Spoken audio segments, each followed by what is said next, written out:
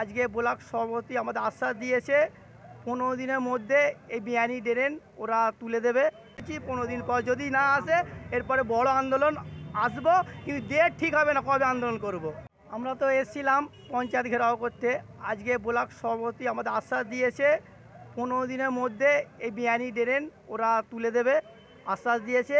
আর আড়গোড়ে নিকাশি ব্যবস্থা সুস্থ করবে আশা দিয়েছে যে এবছরে আড়গোড়ে জল জমবে না। শুনে খুব খুশি হলাম। তা আমাদের আন্দোলন যে করেছি, যদি এই কাজটা আমরা খুব গর্বিত হব, আর আন্দোলন করেছি যে সাকসেসফুল হব আমরা। সবাই মিলে আমরা মিষ্টি খাবো। ঠিক আছে,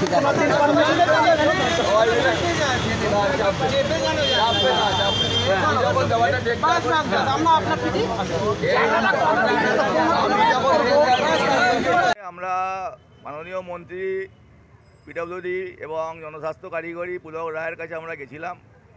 ব্যক্তিগতভাবে আমি এবং আমার এমএলএ প্রিয়া পাল দুজনেই গেছিলাম এবং ওনার সাথে এটা কথা হয়েছে।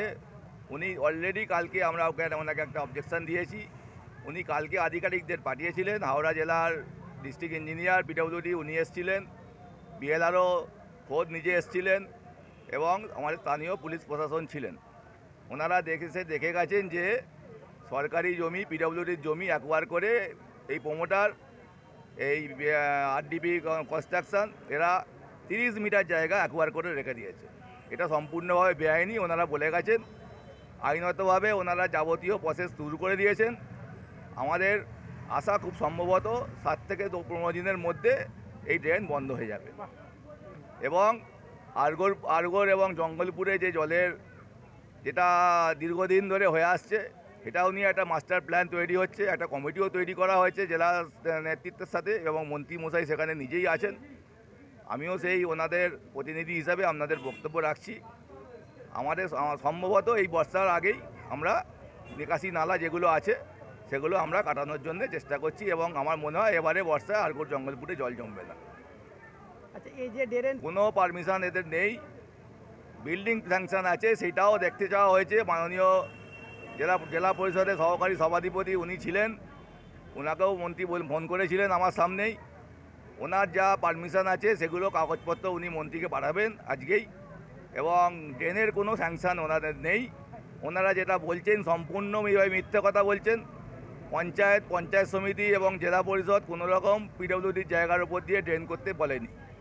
ওনারা যদি লিখিত দেখাতে পারেন তাহলে আমি বলবো যে ওনারা দেখান। এটা কোনো সম্পূর্ণভাবে বেআইনিভাবে উনি ড্রেন করেছেন। ওই ড্রেন আমরা আইনগতভাবে বন্ধ করে দেবো।